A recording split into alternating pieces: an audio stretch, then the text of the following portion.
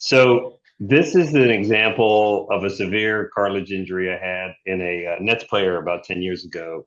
Complete MPFL tear, but this huge surface area lesion underneath the patella. And I remember very distinctly the question at the time wasn't, oh, if the player would get back, but when he would get back. So the fact that we've advanced to this level of expected activity after these injuries is quite remarkable over the 25 years plus that I've been trying to figure this out. So how do we get these players back?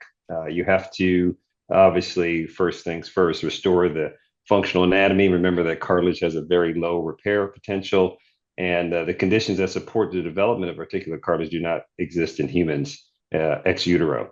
There are no validated treatment algorithms to guide us, and there's no evidence that we actually can create functional articular cartilage, but we do the best we can, and certainly things are better now than they've ever been.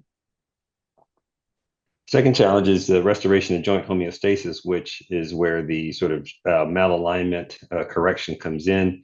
You should keep in mind that once you have an articular cartilage erosion or injury, there's the establishment of a catabolic environment that's characterized by synovitis, effusion, and inflammation, and with lots of inflammatory mediators, which make it very difficult to get new cartilage or new cartilage repair tissue to grow.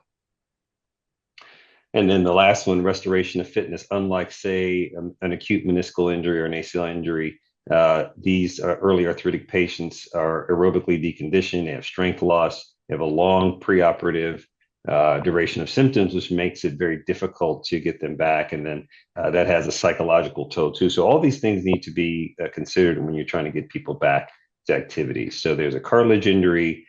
Again, address the surgical reconstruction of the anatomy.